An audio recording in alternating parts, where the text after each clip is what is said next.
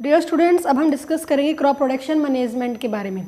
हम किसके बारे में पढ़ चुके थे बेटा? क्रॉप इम्प्रूवमेंट वैरायटी के बारे में हम पढ़ चुके थे, क्रॉप वैरायटी इम्प्रूवमेंट के बारे में हम पढ़ चुके थे। But now we will discuss about the crop production.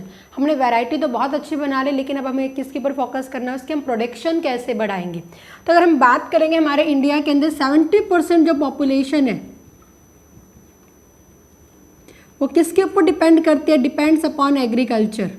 किसके ऊपर डिपेंड कर रही है बेटा? डिपेंड्स ऑफ एग्रीकल्चर के ऊपर डिपेंड कर रही है, ठीक है। और उसके अंदर जो हमारी इनकम का, हमारे इंडिया के अंदर इनकम का जो 40% सोर्स है वो किससे ही आता है बेटा? एग्रीकल्चर से आता है, ठीक है। जो हमारे इंडिया की इकोनॉमी में कितना % पार्ट रोल प्ले करती है, ये कितना करती है बेटा? 40%। जीएनपी जिसे हम कहेंगे, ग्रॉस नेशनल प्रोडक्टिविटी के अंदर, ग्रॉस नेशनल प्रोडक्टिविटी के अंदर जो हमारी एग्रीकल्चर है वो 40% का रोल क्या करती है? प्ले करती है, ठीक है। और प्रोडक्शन मतलब हम किस तरह से यहाँ पे बढ़ाएंगे, तो इस प्रोडक्शन को भी देखो भाई, अलग अलग तरह के फार्मर्स होते हैं। एक तो वो गरीब तरह के होते हैं, एक मीडियल होते हैं, और एक होते हैं बहुत रिच फैमिली, मतलब रिच फार्मर्स होते हैं। नहीं कि फार्मर का नाम आते हैं हमारे दिमाग में, ये नहीं होना चाहिए बिल्कुल गरीब है, ऐसा नहीं है। अगर हम बात करेंगे बेटा यहाँ पे, तो जैसे कि एक होता है बिल्कुल गरीब होता है, उसके बाद छोटी सी ज़मीन होती है, बिल्कुल छोटी सी ज़मीन होती है, उसी पे वो कोई खर्च करके बिना, बारिश आ रही है तो ठीक है, थोड़ा बहुत पानी उसने वैसे दे दिया है, जैसे सीड उसको अवेलेबल हुए, जैसे कि फ्री गवर्नमेंट अप्लाई करती है, उन सब चीज़ों को अपनी तरफ से वो कोई कॉस्ट नहीं लगाता है, जीरो के बराबर कॉस्ट लगाता है, ठीक है। और एक होता है मिडिल फैमिली, एक जैसे मिडिल फार्मर्स होते हैं जिनके ऊपर थोड़ा बहुत अच्छा सा है उनके अंदर पैसे वगैरह, तो क्या करता है, या तो उसके पास ज़मीन भी कम है, या फिर वो ज़मीन उधार पे ले लेता है कुछ टाइम के लिए। जब उसको खेती करता है तो उसके ऊपर अपना मतलब अपना ट्रैक्टर होता है तो उसके ऊपर ब्लफिंग कर देता है, थोड़े अच्छे से सीड कर लेता है, थोड़ी बहुत इरिगेशन का अपना लेता है। एक होता है हाई रिच फार्मर होता है बेटा। हाई रिच फार्मर जो होता है वो हाई कॉस्ट प्रोडक्शन पे, मतलब हाई कॉस्ट, पैसे उसके पास बहुत ज़्यादा है, तो उसके पास ज़मीन भी बहुत ज़्यादा है, उसके पास प्लफिंग के साधन भी अच्छे, उसके पास हार्वेस्टिंग, विनोइंग, इन सब के साधन है, क्योंकि वो पैसे लगा रहा है वहाँ पे, उसके लिए उसकी इकोनॉमिक भी अच्छी हो रही है। और वो क्या करता है? हाई वैरायटी के सीड्स करता है, अच्छे अच्छे इरीगेशन मेथड्स करता है, स्प्रिंकलर मेथड होगा, ड्रिप इरीगेशन, मतलब हर तरह के मेथड को यूज़ करता है, फर्टिलाइजर्स वो यूज़ करता है, ठीक है बेटा। तो इस सब के अंदर मतलब वो हाई कॉस्ट, अलग अलग तरह के जो आजकल टेक्निक्स आ रही है उन सबको यूज़ कर रहा है। तो इस तरह से हमने प्रोडक्शन को भी 3 टाइप के अंदर डिवाइड कर दिया है। एक हम ये depend upon the farmers, no cost production, एक क्या होगी बेटा? लो कॉस्ट प्रोडक्शन, और एक क्या होती है? High cost production. आपको एक आधी बुक में लिखा हुआ मिल जाएगा, ये एनसीईआरटी में तो नहीं लिखा हुआ, तो आप समझ जाना ये किसके लिए है? जो बिल्कुल पुअर फार्मर्स होते हैं, ना के बराबर पैसा लगाता है, जो भी कुछ सप्लाई करवाती है गवर्नमेंट सप्लाई करवा देती है। लो कॉस्ट मतलब जो एक मिडिल फार्मर होता है, खुद की सेल्फ ज़मीन भी हो जाती है उसके पास में, ठीक है बेटा, और थोड़ी बहुत अपना अच्छा साधन कर लेता है। और हाई कॉस्ट मतलब किसके लिए है बेटा? वो रिच फार्मर्स के लिए, ओके, जो अच्छे अच्छे इरिगेशन मेथड्स है, मतलब हर मॉडर्न टेक्नोलॉजी को वो यूज़ कर रहा है, अच्छे हाइब्रिड सीड वो यूज़ करता है। तो भाई ये सारी चीज़ें वो लागत लगा रहा है, तो उसकी इकोनॉमिक कंडीशन उतनी ही अच्छी भी होती है। तो इस तरह से हम प्रोडक्शन को भी 3 टाइप के अंदर डिवाइड कर सकते हैं। याद रखना बेटा, ये इंपॉर्टेंट है, no cost, low cost and high cost. तो कुछ तुम्हारा आ सकता है कि कौन सी प्रोडक्शन के अंदर मैक्सिमम मतलब टेक्निक्स को, मैक्सिमम चीज़ों को यूज़ किया जाता है, तो आपका आंसर क्या हो जाएगा? हाई कॉस्ट प्रोडक्शन के अंदर हो जाएगा। क्लियर है बेटा? इतनी मेरी बेसिक इसके बारे में बात समझ में आई कि 70% पीपल है, पॉपुलेशन, वो किसके ऊपर डिपेंड है? एग्रीकल्चर। और हमारी जो ग्रोस नेशनल प्रोडक्टिविटी है उसके अंदर 40% भी जो इकोनॉमिक का साधन है वो भी क्या है? हमारे पास एग्रीकल्चर ही है। तो हमने फार्मर्स को भी कैटेगरी में डिवाइड करते हुए हमने इसको 3 प्रोडक्शन के अंदर हमने यहाँ पे इसे डिवाइड कर लिया है। क्लियर है बेटा? अब अगर हम यहाँ पे बात करेंगे कि जो क्रॉप प्रोडक्शन मैनेजमेंट जो होती है, जो क्रॉप प्रोडक्शन मैनेजमेंट जो है हमारे पास में, उसको हम किस तरह से करेंगे? What we steps to take to increase the production, कौन कौन से स्टेप्स करेंगे? सबसे पहले तो हम क्या करेंगे भाई, हमारी क्रॉप को फर्टिलाइजर, मैन्योर चाहिए, तो हम पहले हम क्या करेंगे? न्यूट्रिएंट मैनेजमेंट की बात करेंगे। किसकी बात करेंगे? न्यूट्रिएंट मैनेजमेंट पढ़ेंगे। न्यूट्रिएंट मैनेजमेंट के अंदर हम क्या पढ़ते हैं? मैन्योर्स एंड फर्टिलाइजर्स पढ़ेंगे बेटा। क्या पढ़ेंगे हम? मैन्योर एंड फर्टिलाइजर्स पढ़ेंगे। ओके बेटा। सेकेंड अगर हम बात करेंगे तो हमने क्या पढ़ा, इरिगेशन, सिंचाई के साधन भी होने चाहिए, इरिगेशन मेथड्स पढ़ेंगे हम। इरिगेशन के बाद में क्रॉपिंग पैटर्न को भी अपनाते हैं प्रोडक्शन बढ़ाने के लिए, क्रॉपिंग पैटर्न। और लास्ट वन अगर हम बात करेंगे प्रोडक्शन को बढ़ाने के लिए, क्योंकि पेस्टिसाइड वगैरह यूज़ ज़्यादा करने के बाद हम एक ऑर्गेनिक फार्मिंग को भी अपना लेते हैं। क्या भी अपना लेते हैं बेटा, ऑर्गेनिक फार्मिंग को भी। हालांकि इसको हम अलग से भी पढ़ सकते हैं, बट ये मेन 3 स्टेप्स आते हैं जो हम क्या करते हैं बेटा, हमारी प्रोडक्शन को बढ़ाने के लिए यूज़ करते हैं। पहला हमने क्या किया, न्यूट्रिएंट मैनेजमेंट, देन हम इरिगेशन पढ़ेंगे, देन हम क्रॉपिंग पैटर्न पढ़ेंगे और लास्ट में ऑर्गेनिक फार्मिंग, क्योंकि ऑर्गेनिक फार्मिंग में आजकल cropping pattern, best irrigation method, हम ये सारी चीज़ें यूज़ करते हैं। तो ये भी आपको अलग से पढ़ना है, इम्पॉर्टेंट है। क्लियर है बेटा, आगे मेरी बात समझ में। तो 1 बाय 1, एक ही वीडियो नहीं बनाएंगे हम, इसमें बहुत बड़ा बन जाएगा, तो हम 1 बाय 1 पढ़ेंगे। सबसे पहले हम बात करेंगे न्यूट्रिएंट मैनेजमेंट के बारे में। किसके बारे में बात करेंगे बेटा, हम सबसे पहले न्यूट्रिएंट मैनेजमेंट के बारे में बात करेंगे। ये बहुत इंपॉर्टेंट है बेटा, जो मैं आपको न्यूट्रिएंट्स बता रही हूँ, आपको लिख लेना 101%, यहाँ पर क्वेश्चन आता ही आता है। बहुत इंपॉर्टेंट टॉपिक है न्यूट्रिएंट मैनेजमेंट। देखो जैसे हमारी ग्रोथ के लिए हमें न्यूट्रिएंट्स चाहिए, प्रोटीन्स चाहिए, कार्बोहाइड्रेट्स चाहिए, आयरन, हर चीज़ हमारी बॉडी को चाहिए। ऐसे ही प्लांट्स को भी रिक्वायरमेंट होती है बेटा, ऐसे किसको भी रिक्वायरमेंट होती है, प्लांट्स को भी अपनी ग्रोथ के लिए। ठीक है, प्लांट्स को भी अपनी ग्रोथ के लिए, plant also require nutrient for their growth. उसे भी अपनी ग्रोथ के लिए क्या चाहिए, न्यूट्रिएंट बनाने के लिए नाइट्रोजन भी चाहिए, फॉस्फोरस भी चाहिए, पोटेशियम भी चाहिए, मैग्नीशियम, कैल्शियम, आयरन, इसको भी क्या है बेटा, चाहिए होता है। ठीक है, जो प्लांट को बाहर से जो रिक्वायरमेंट होती है न्यूट्रिएंट की, अगर हम बात करेंगे, दीज आर 16 इन नंबर। पहले हम न्यूट्रिएंट के बारे में पढ़ेंगे, इंपॉर्टेंट है बेटा जो मैं आपको बताने जा रही हूँ। मैन्योर फर्टिलाइजर हम बाद में बात करेंगे। कितने न्यूट्रिएंट्स की रिक्वायरमेंट होती है, plant require the nutrients in 16 number. कितने होते हैं बेटा, ये टोटल 16 इन नंबर है। लेकिन अगर मैं बात करूं 11th एनसीईआरटी के अंदर 17 न्यूट्रिएंट्स लिखा हुआ है कि प्लांट रिक्वायर 17 न्यूट्रिएंट। आउटसाइड से जो न्यूट्रिएंट लेता है प्लांट, वो कितने न्यूट्रिएंट लेता है, 17। जब एक प्लांट को हमने जलाया, जब उसने प्लांट के अंदर हमें न्यूट्रिएंट देखा तो 40 नंबर उसके अंदर ऑलरेडी प्रेजेंट है। बट बाहर से जो न्यूट्रिएंट लेता है, हमारी 9th एनसीईआरटी के अंदर 16 लिखा हुआ है और 11th एनसीईआरटी के अंदर 17 लिखा हुआ है। इस तरह के क्वेश्चन हमें कंफ्यूज, बिकॉज दोनों ही एनसीईआरटी से लिए गए हैं। हालांकि आपके ऑप्शन में आता है क्वेश्चन इंपॉर्टेंट है, तो आपको जितना भी फोकस करना है किसके ऊपर आप करोगे बेटा, 16 पे ही करोगे।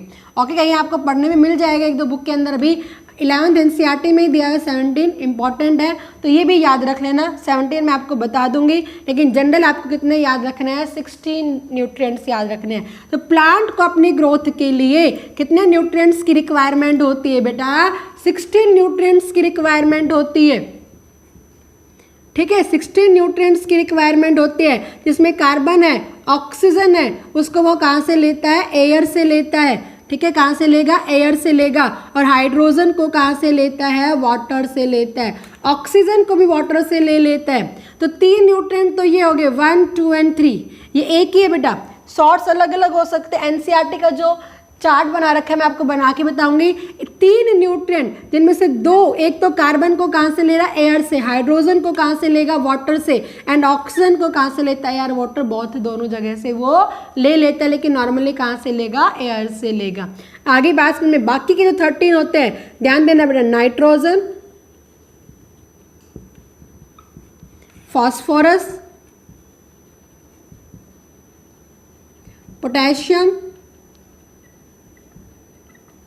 सिंबल पता है ना आपको, पी से रिप्रेजेंट करेंगे, क्योंकि हम सिंबल लिखूंगी आगे आगे मैं, और भी लिखना है। Nitrogen, phosphorus, potassium, calcium.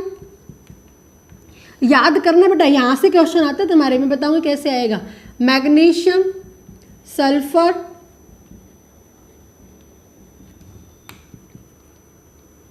Boron, iron, Fe से रिप्रेजेंट करेंगे, आप केमिस्ट्री में पढ़ते होगे। जिंक, मैग्नीज, Mn से रिप्रेजेंट करेंगे बेटा। Molybdenum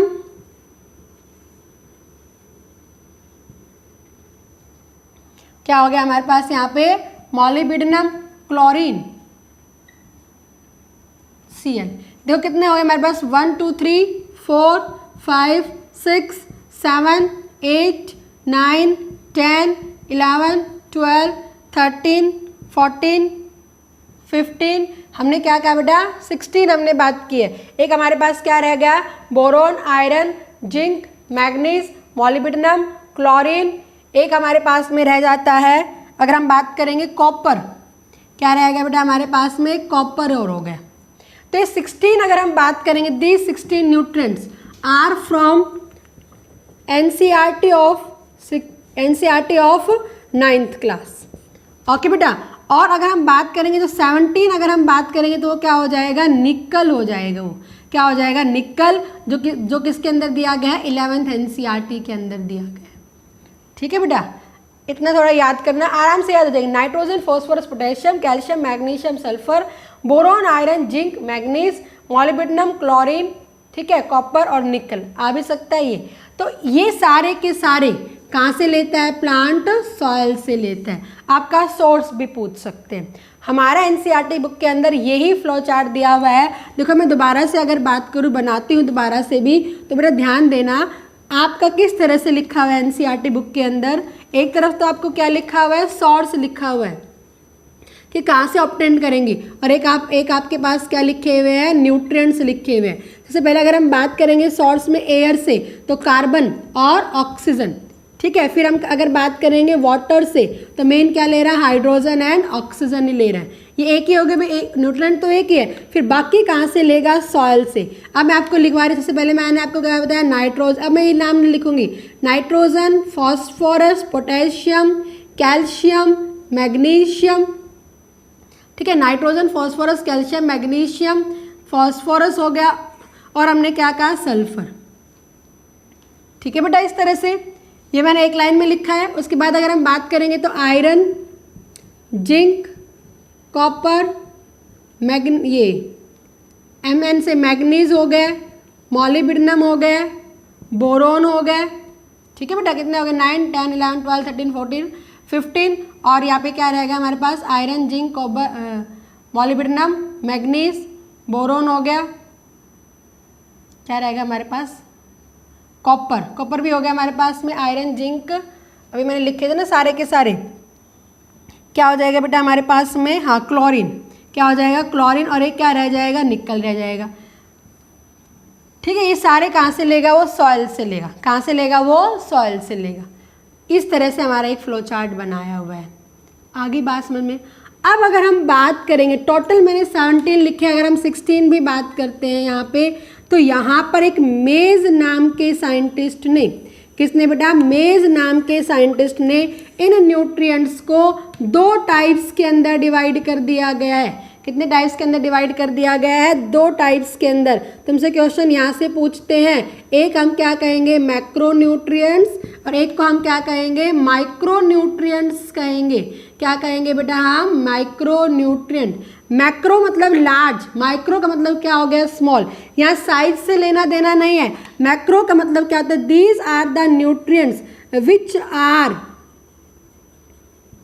required in large quantity. जो लार्ज क्वांटिटी के अंदर रिक्वायरमेंट होंगे उसे हम मैक्रो न्यूट्रिएंट कह रहे हैं। माइक्रो का मतलब क्या होता है, which are required in small quantity, कम के अंदर रिक्वायरमेंट होंगे। अब लार्ज का मतलब ये नहीं कि भाई इतना ज़्यादा लार्ज हो गया, पार्ट्स पर मिलियन, थोड़ा थोड़ा ही रिक्वायरमेंट है। हम कहें क्या कहेंगे इसे, मोर देन 1 ppm। पढ़ते ना केमिस्ट्री में, पार्ट्स पर मिलियन, मिलियन का इतना हिस्सा, ठीक है। तो इससे, और ये क्या चाहिएगा, लेस देन 1 ppm। ये कम अमाउंट के अंदर चाहिए होता है, ये ज़्यादा अमाउंट के अंदर चाहिए होगा। ये असेंशियल में आ जाते हैं, थोड़े कम रिक्वायरमेंट होते हैं। दोनों जरूरी उतने ही होते हैं बेटा ग्रोथ के लिए। अब इनमें से तुमसे जो पूछेंगे कि मैक्रो न्यूट्रिएंट 9 नंबर में है और माइक्रो न्यूट्रिएंट कितने नंबर में है, 7। तो मैंने ये जो स्टार्टिंग में लिखे हैं सारे के सारे, 1 2 3 4 5 6 7 8 9 ये किसके अंदर आ जाएंगे, मैक्रो न्यूट्रिएंट के अंदर। बाकी जो लिख के iron, zinc, copper, manganese, molybdenum, boron, chlorine and nitrogen, ये सॉरी निकल, ये किसके अंदर आ, निकल है बेटा, ये नाइट्रोजन मेन आता है, तो ये किसके अंदर आ जाएंगे, माइक्रो न्यूट्रिएंट। टोटल कितने नंबर में हो गए हैं, 7। अगर हम निकल को ऐड कर लेंगे तो कितने हो जाएंगे, 8 हो जाएंगे।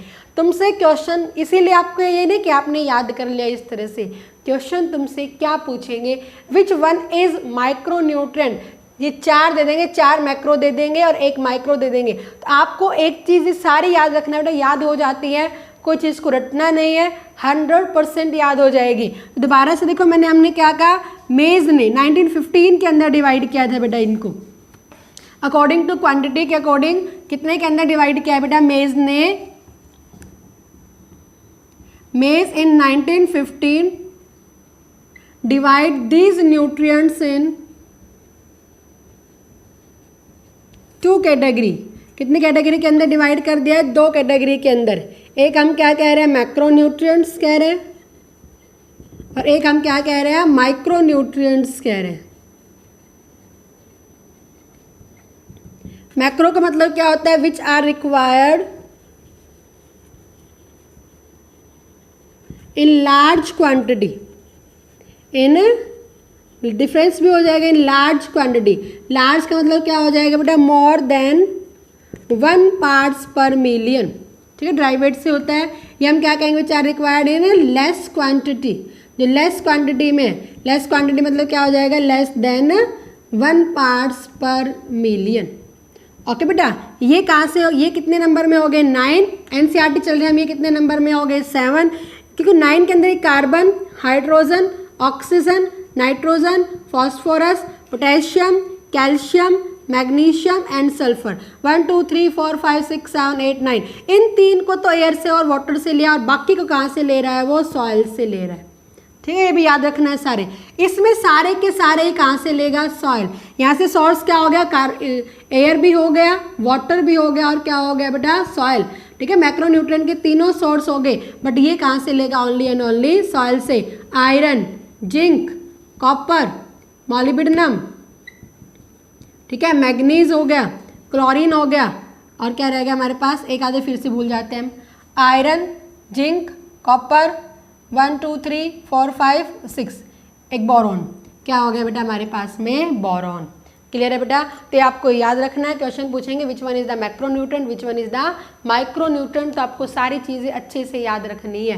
क्लियर है बेटा सारे बच्चों को, आगे मेरी बात समझ में। तो हमने क्या कहा भाई, रिक्वायरमेंट है, ये क्या है, ये रिक्वायरमेंट की, ये न्यूट्रिएंट्स की रिक्वायरमेंट है। अब तुमसे, अब आप मुझे बताना, जैसे कि भाई हम खाना खा रहे हैं, हमारे खाने में क्या सारे के सारे न्यूट्रिएंट्स प्रेजेंट है जो हमारी बॉडी के अंदर फुलफिल हो सके, नहीं है ना, इसलिए हमें उसे फ्रूट्स लेने पड़ते हैं। फिर भी हम डॉक्टर के पास गए, डॉक्टर ने क्या कहा, भाई आपके अंदर जो प्रोटीन की कमी है, कैल्शियम की कमी है, डॉक्टर हमें दवाइयाँ दे देता है नहीं, उस कमी को पूरा करने के लिए डॉक्टर ने हमें क्या दे दी है, दवाई दे दी है। ऐसे ही सॉइल में सारे के सारे न्यूट्रिएंट्स नहीं मिलते, इसलिए उसकी कमी को पूरा करने के लिए हम क्या स्प्रे करते हैं बेटा, मैन्योर्स एंड फर्टिलाइजर्स। क्या स्प्रे करेंगे बेटा, मैन्योर्स एंड फर्टिलाइजर। इसे हम क्या कहते हैं, मिनरल रिप्लेसमेंट कहेंगे। क्या कहेंगे, मिनरल रिप्लेसमेंट कहेंगे। इसका मतलब क्या है, टू फुलफिल द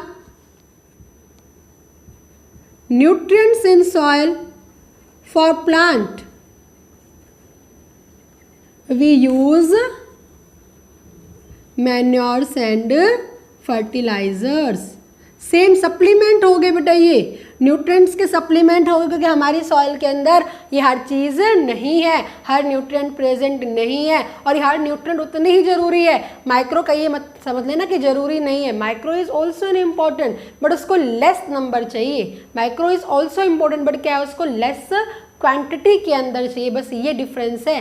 ठीक है, मैक्रो नहीं कि असेंशियल है, दोनों असेंशियल है, कोई किसी काम में आ रहा है तो कोई किसी काम के अंदर आ रहा है। हमारी सॉइल में वो सारी चीज़ें प्रेजेंट नहीं है, इसीलिए हम क्या स्प्रे करेंगे बेटा, मैन्योर्स एंड फर्टिलाइज़र। तो मैन्योर एंड फर्टिलाइज़र हम हमारे नेक्स्ट वीडियो के अंदर हम इसको डिस्कस करेंगे। ठीक है बेटा, तो आज की वीडियो में हम क्या पढ़ रहे हैं, क्रॉप प्रोडक्शन मैनेजमेंट हमने पढ़ा।